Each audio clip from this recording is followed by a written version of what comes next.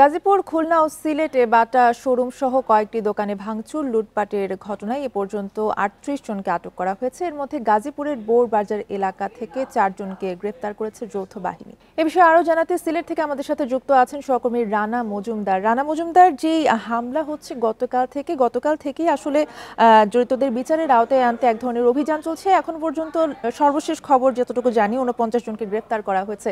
নতুন কি খবর রয়েছে আপনার কাছে? বান্ডেল থাকলে প্রতি সেনমানিতে টাকা বাঁচবে।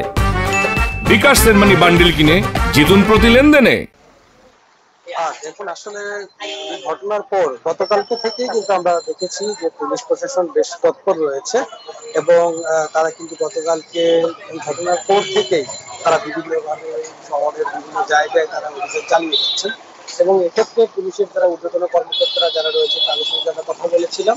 তারা যে বিষয়টি জানিয়েছেন যে এখন পর্যন্ত সিলেট শহরের বিভিন্ন জায়গায় তারা অভিযান চালিয়ে তারা এখন পর্যন্ত ১৪ জনকে কিন্তু ঘটনায় সম্পৃক্ত যারা তাদেরকে আটক করেছেন এবং বর্তমানে তারা কিন্তু কোতোয়ালি থানায় রয়েছে এবং পরবর্তীতে তাদেরকে যে আইনি প্রক্রিয়া রয়েছে সেটিতে হস্তান্তর করা হবে।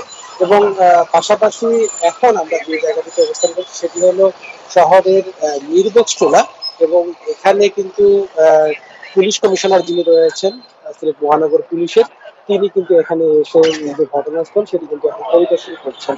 পাশাপাশি তার সঙ্গে পুলিশের ঊর্ধ্বতন অন্যান্য যারা কর্মকর্তারা রয়েছেন তারাও কিন্তু এখানে পরিদর্শনে এসেছেন এবং তারা মূলত এটি ছিল মূলত কেএফসি, যেখানে প্রথমে এই হামলার যে সূত্রপাত সেটি কিন্তু হয় এবং বিক্ষুব্ধ জনতা আমরা দেখেছি যে বিকেলে এখানে এসে কয়েকশো বিক্ষুব্ধ জনতা তারা কিন্তু এখানে এসে হামলা চালায়। এখানে তারা কিন্তু ভাঙচুর করে এবং ভেতরে গিয়ে এখানকার যে মালামাল ছিল, যে তরল পানীয় গুলো ছিল সেগুলো তারা মূলত ইসরায়েলি পণ্য দাবি করে সেগুলো কিন্তু একদম নষ্ট করে দেন। পাশাপাশি পরবর্তীতে তারা সিলেটের অন্যান্য জায়গায় যে বাটার শোরুম রয়েছে সেই বাটার শোরুমে, পাশাপাশি ইউনিমার্টের যে শোরুম রয়েছে সেখানে এবং সামাজিক যোগাযোগ মাধ্যমে ভাইরাল হয়েছিল যে বাটার যে শোরুম ছিল সেখান থেকে কিন্তু আসলে জোতা লুটপাটের ঘটনাও কিন্তু ঘটেছে এবং পুলিশ চেষ্টা করছে এখন পর্যন্ত আটক করা হয়। পুলিশ জি, ধন্যবাদ আপনাকে। রানা মজুমদার জানাচ্ছিলেন সিলেট থেকে।